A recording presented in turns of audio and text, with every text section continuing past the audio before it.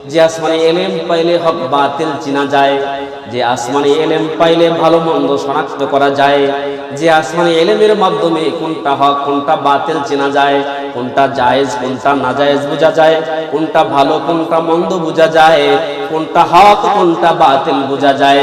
এমন দামি ইলম শিখে যদি কেউ আলেম হয়, ওই আলেমের দাম কত? আল্লাহর রাসূল বলেছেন, ফাদলুল আলিমি আলাল আবিদি কাফাদলিল কমারি আলা সাইরিল কাওয়াকিব। একজন সাধারণ মানুষের তুলনায় একজন আলেমের মর্যাদা এত, সমগ্র তারকারাজির মাঝখানে চন্দ্রের ফজিলত যত। যেহেতু এটা মাদ্রাসার মাহফিল, তো দ্বীনি ইলম শিখার কি গুরুত্ব, দ্বীনি ইলম শিখলে কি লাভ, কি উপকার, কি ফায়দা। ঈমানের সাথে কেউ যদি দ্বীনি ইলম পায়, তার মর্যাদা কমে না বাড়ে। যেই ইলম পাইলে মানুষের মর্যাদা বাড়ে, ওই ইলমটা আসমানি ইলম। যেই ইলমের মাধ্যমে বান্দা হক বাতিল শনাক্ত করতে পারে, এই আসমানি ইলম যদি আল্লাহ পাক কাউকে দান করেন, সেই ইলমের মাধ্যমে কোনটা সত্য কোনটা মিথ্যা এটা বাহির করতে পারে, কোনটা ভালো কোনটা মন্দ যাচাই করতে পারে, কোনটা হালাল কোনটা হারাম অনুধাবন করতে পারে, কোনটা হক কোনটা বাতিল এটা চিনতে পারে। এমন আসমানি ইলম আল্লাহ পাক যাকে দান করেন, তাকে মর্যাদায় উন্নত করেন। বলুন সুবহানাল্লাহ। দলিল কি? সূরাতুল বাকারার 31 নম্বর আয়াতে তার প্রমাণ আছে। আল্লাহ তাআলা বলেন, ওয়া আল্লামা আদামাল আসমাআ কুল্লাহা। রব্বুল ইজ্জাত ওয়াল জালাল এমন কিছু সামগ্রীর নাম পয়গম্বর আদম আলাইহিস সালামকে শিখিয়ে দিয়েছেন, যেই নামগুলো ফেরেশতাদের জানা ছিল না। এই অজানা কিছু নামের ধনভাণ্ডার যখন আসমানের মালিক আসমান থেকে আদম আলাইহিস সালামকে দিলেন, তো আদম আলাইহিস সালামের শান, আদম আলাইহিস সালামের মর্যাদা এত উন্নত হয়েছে, নূরের তৈরি ফেরেশতারা মাটির তৈরি আদমকে সিজদা করেছে। তাইলে যে আসমানি ইলম পাইলে মানুষের দাম বাড়ে, ওই আসমানি ইলম সর্বপ্রথম আদম আলাইহিস সালাম পেলেন। আদম আলাইহিস সালাম ওই আসমানি ইলম পাওয়ার পরে ফেরেশতাদের চাইতেও বেশি মর্যাদা লাভ করেছেন। এমনি ভাবে আল্লাহ জাল্লা শানুহু ওই আসমানি ইলম দান করেছেন হযরত লুকমান আলাইহিস সালামকে। সূরাতুল লুকমানের 12 নম্বর আয়াত তার প্রমাণ। ওয়ালাকাদ আতাইনা লুকমানাল হিকমা। আল্লাহ পাক যখন আসমানি দামি ইলম লুকমান আলাইহিস সালামকে দিলেন, যে লুকমান আলাইহিস সালাম মিশরের বনু হাসাদ গোত্রের একজন গোলাম ছিল। এমন গোলাম ছিল, দেখতে তেমন সুন্দর নয়, চেহারা ছবি তেমন সুন্দর ছিল না, গায়ের রংটা বেজায় কালো ছিল, ঠোঁটগুলো মোটা মোটা ছিল, নাকটা বেজায় লম্বা ছিল। এমন একটা অসুন্দর মানুষ যখন আল্লাহ তাআলার পক্ষ থেকে আসমানি ইলম পেয়ে যায়, তো লুকমান আলাইহিস সালামের শান শওকত এত উন্নত হয়েছে, লুকমান আলাইহিস সালামের মর্যাদা আল্লাহ এত বৃদ্ধি করেছেন। আপনারা জেনে থাকবেন, কোরআনুল কারীমে 114টা সূরা আছে, তার মধ্যে একটা সূরা হচ্ছে সূরাতুল লুকমান। আল্লাহ পাক এই কালো মানুষটার নামে কোরআনুল কারীমে একটা সূরা নাযিল করেছেন, সূরাতুল লুকমান। বুঝে থাকলে বলুন, লোকটার দাম বাড়ছে না কমছে? আল্লাহ জাল্লা শানুহু হযরতে মূসা আলাইহিস সালামকে কিছু আসমানি ইলম দান করেছেন। সূরাতুল কসসের 14 নম্বর আয়াত তার প্রমাণ। ওয়ালাম্মা বালাগা আশুদ্দাহু ওয়াস্তাওয়া আতাইনাহু হুকমান ওয়া ইলমা। হযরতে মূসা আলাইহিস সালাম যখন প্রাপ্তবয়স্ক হলো, যৌবনে উপনীত হলো, তখন আসমান থেকে আল্লাহ পাক কিছু ইলম দান করলেন।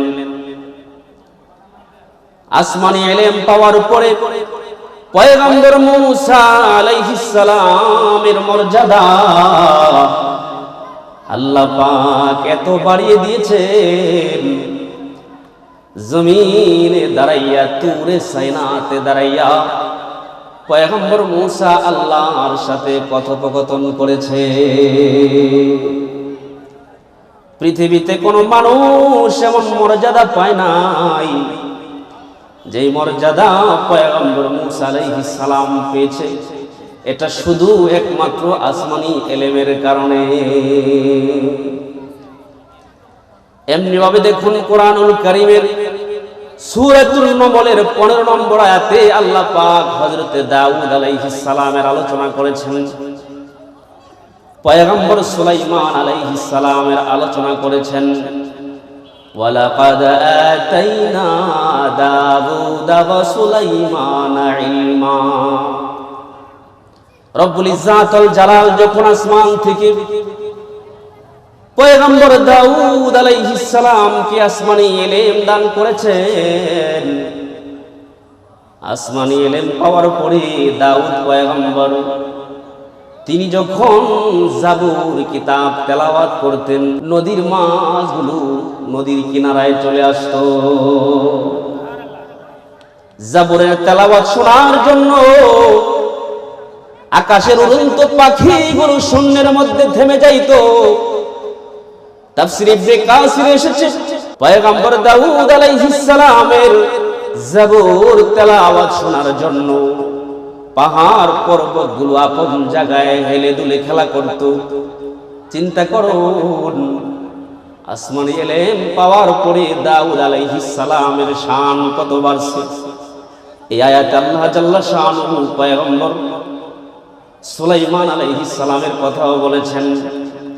আল্লাহ পাক যখন ওনাকে ইলম দান করলেন, ইলমের শান কত বেশি। সুলাইমান আলাইহিস সালাম ইঞ্জিনবিহীন তখতের উপর চড়ে বাতাসের মাধ্যমে আকাশ পানে ঘুরে বেড়াইতে পারত। বা সুলাইমান দাদে মুলকে সরওয়ারি, বা সুলাইমান দাদে মুলকে সরওয়ারি, শুধু মতেই খাতেমুজ দেওয়া পরি। জিন পরি দৈত্য দানব যা আছে সব ওনার আনুগত ছিল। রব্বুল ইজ্জাতুল জালাল এমন একটা বাদশাহী পয়গম্বর সুলাইমান আলাইহিস সালামকে দিয়েছেন, কিয়ামত পর্যন্ত আনেওয়ালা কোন মানুষকে আল্লাহ পাক এমন বাদশাহী আর দিবেন না। বুঝে থাকলে বলুন, ইলমের কারণে সম্মান বাড়ছে না কমছে? এ জোরে বলুন, বাড়ছে না কমছে? আমার মুসলমান ভাইরা দেখুন, সবচেয়ে দামি পয়গম্বর, যিনি নবীদের নবী পয়গম্বর সরকারে দু জাহান সাল্লাল্লাহু আলাইহি ওয়াসাল্লাম, ওনার ব্যাপারে আল্লাহ জাল্লা শানুহু সূরাতুন নিসার 113 নম্বর আয়াতে বলেছেন, ওয়াল্লামাকা মা লাম তাকুন তা'লাম। আমি আপনাকে এমন অজানা ইলমের ধনভাণ্ডার দিলাম যা আপনি আগে জানতেন না। আল্লাহ পাক যখন আমার নবীকে এমন অজানা ইলমের ধনভাণ্ডার দিলেন, तमाम विश्व जगत नबीर जन्य पागल पड़ा হয়ে গেছে। আমার নবীর দাম বাড়ছে না কমছে? তাইলে যে দামি আসমানি ইলম মানুষ পাইলে মানুষের দাম বাড়ে। এবার বুঝে থাকলে বলুন, ওই ইলম শিখার দরকার আছে না নাই? ঈমানি আওয়াজ তুলে বলুন, এমন দামি ইলম শিখার দরকার আছে না নাই? আমার মুসলমান ভাইরা কেমনে বুঝাইলে যে বুঝবেন? এমন দামি ইলম আল্লাহ পাক যদি কাউকে দান করেন, আর এই দামি ইলম শিখার জন্য কোন শিক্ষার্থী যদি কোন রাস্তা অবলম্বন করে, পথ অবলম্বন করে, আল্লাহর রাসূল সরকারে দু জাহান সাল্লাল্লাহু আলাইহি ওয়াসাল্লাম বলেছেন, মান সালাকা তরিকান ইয়ালতামিসু ফীহি ইলমান সাহালাল্লাহু লাহু বিহি তরিকান ইলাল জান্নাহ। এমন দামি ইলম শিক্ষার জন্য কেউ যদি কোনো রাস্তা অবলম্বন করে, পথ অবলম্বন করে, তো রব্বুল আলামিন তার জন্য জান্নাতের পথ সহজ করে দেন। লাভ আছে না নাই? এমন দামি ইলম যদি কেউ শিখতে আসে, ওই শিক্ষার্থীর জন্য রহমতের ফেরেশতারা তাদের পাখাগুলো বিছিয়ে দেয়। আল্লাহর নবী বলেন, ইন্নাল মালাইকাতা লা তাদাউ আজনিহাতাহা রিদান বিমা ইয়াসনাউ লিতালিবিল ইলম। এমন দামি ইলম শিক্ষার্থীর জন্য রহমতের ফেরেশতারা তাদের পাখা জমিনে বিছায়া দেয়। এই দামি ইলম শিখার জন্য কেউ যদি ঘর থেকে বের হয়, এই দামি ইলম শিক্ষার জন্য যদি কেউ বের হয়, আল্লাহর রাসূল বলেছেন, মান তালাবাল ইলমা কানা কাফারাতাল লিমা মাদা। ওই শিক্ষার্থীর পূর্বকার জীবনের যত গুনাহ আছে, এই ইলম শিক্ষার উদ্দেশ্যে ইলমে দ্বীন তালাশ করার কারণে তার পূর্ব জীবনের সব সগীরা গুনাহ আল্লাহ মাফ করে দিবেন। আল্লাহর রাসূল সরকারে দু জাহান সাল্লাল্লাহু আলাইহি ওয়াসাল্লাম অন্য একটি হাদিসে বলেছেন, যেই ব্যক্তি এই ইলমে দ্বীন তালাশ করবে, ইলমে দ্বীন শিক্ষার জন্য আসবে, ওই শিক্ষার্থীর জন্য আল্লাহর জান্নাত অপেক্ষায় থাকে। চিন্তা করছেন? আল্লাহর জান্নাত ওই শিক্ষার্থীর জন্য অপেক্ষা করে। তাইলে আমার মুসলমান ভাইরা, যেই শিক্ষা অর্জন করলে আল্লাহর জান্নাত তার জন্য অপেক্ষা করে, আমার তো মন কয় কোরআন হাদিসে এটাই বলে যে ওই শিক্ষাই পৃথিবীর সর্বসেরা শিক্ষা। এই জোরে বলেন ঠিক না ঠিক? যে শিক্ষার জন্য আল্লাহর জান্নাত অপেক্ষা করে, এমন দামি শিক্ষা আর হতেই পারে না। ওইটা হলো দ্বীনি ইলমের শিক্ষা, যেই শিক্ষার ব্যবস্থা আপনার এলাকায় হয়েছে।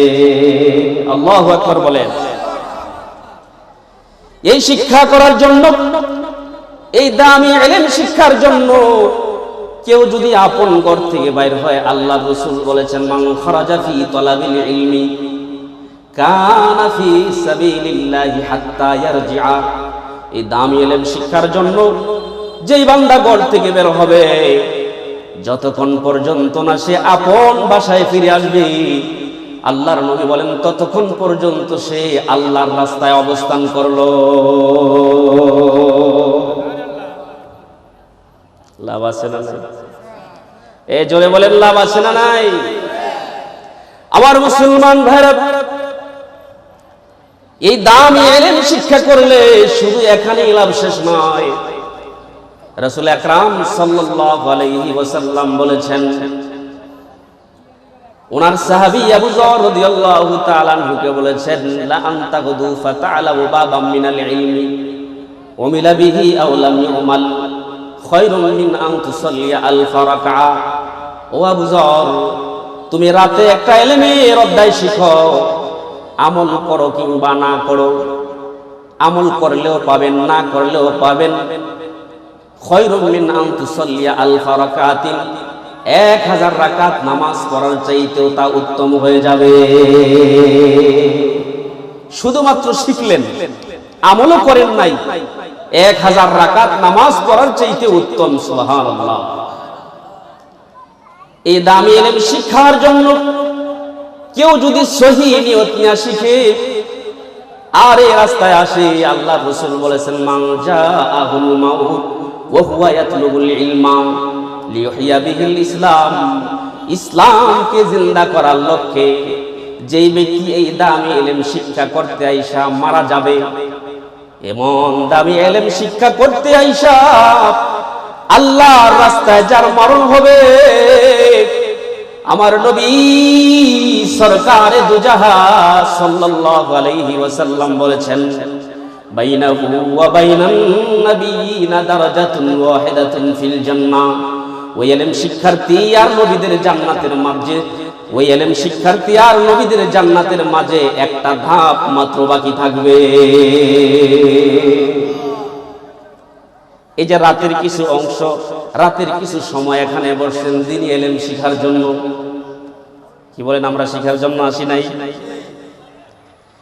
রাতের একটা সময় যদি দ্বীনি ইলম শিখার জন্য কেউ বসে, আল্লাহর রাসূল বলেছেন, তাদারুসুল ইলমি সাআতাম মিনাল লাইল খায়রুম মিন ইহইয়াইহা। শুধুমাত্র রাতের কিছু সময় দ্বীনি ইলমের আলোচনা করা, দ্বীনি ইলমের মাজলিসে বসা, তাদারুসুল ইলমি সাআতাম মিনাল লাইল, রাতের কিছু সময় ইলমের মাজলিসে বসা, খায়রুম মিন আন তুসাল্লি আলফা রাকা। আল্লাহর রাসূল বলেছেন, সারা রাত নফল ইবাদত করার চাইতে উত্তম। তাহলে এতগুলো কথা বোঝার পরে বলুন, যে শিক্ষা গ্রহণ করলে এত লাভ, ওই শিক্ষা গ্রহণ করার দরকার আছে না নাই?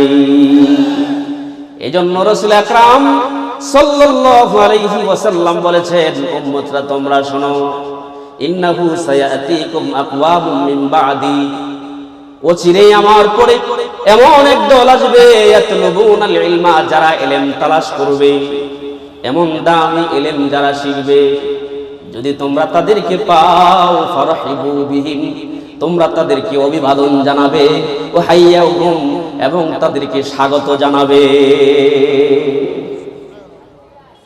এমন দ্বীনি ইলম শিক্ষার্থীকে, তালেবে ইলমকে যদি তোমরা পাও, তোমরা তাদেরকে মুবারকবাদ জানাবে, অভিবাদন জানাবে, তাদেরকে সম্মান দিবে, সম্মান প্রদর্শন করবে।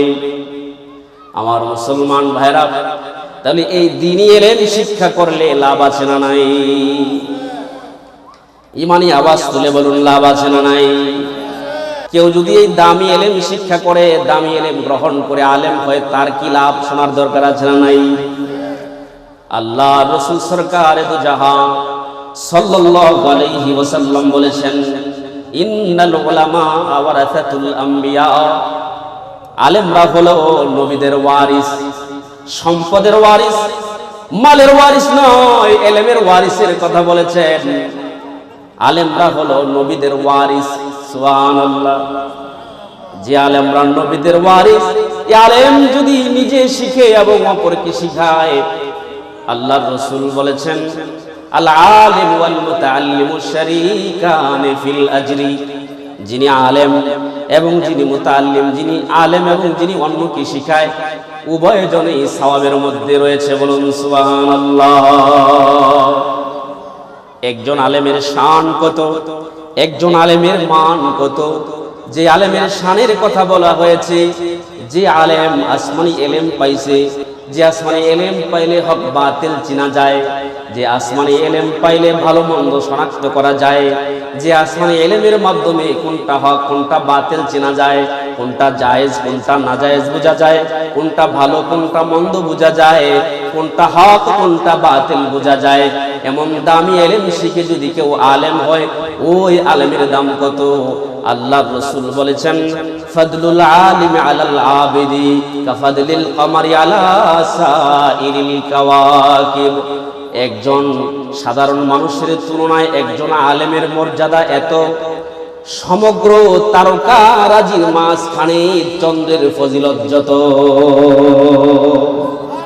উদাহরণ দিতে গিয়ে আল্লাহর রাসূল সরকারে দু জাহান সাল্লাল্লাহু আলাইহি ওয়াসাল্লাম অন্য একটি হাদিসে বলেছেন, কাফাদলি আলা আদনাকুম, তোমাদের কারো মাঝে আমি নবীর মর্যাদা যত বেশি, সাধারণ মানুষের তুলনায় একজন আলেমের মর্যাদা তত বেশি। বলুন সুবহানাল্লাহ। একজন আলেমের জন্য আকাশে যত ফেরেশতা আছে, জমিনে যত সৃষ্টি আছে, আকাশে জমিনে যত মাখলুকাত আল্লাহ পাক সৃষ্টি করেছেন, একজন আলেমের জন্য সমস্ত মাখলুকাত আল্লাহর কাছে দোয়া করতে থাকে। সাধারণ দোয়া নয় গো, মাগফিরাতের দোয়া করে। সমস্ত ফেরেশতা এবং সমস্ত জমিনবাসী একজন আলেমের জন্য মাগফিরাতের দোয়া করে, বলুন সুবহানাল্লাহ।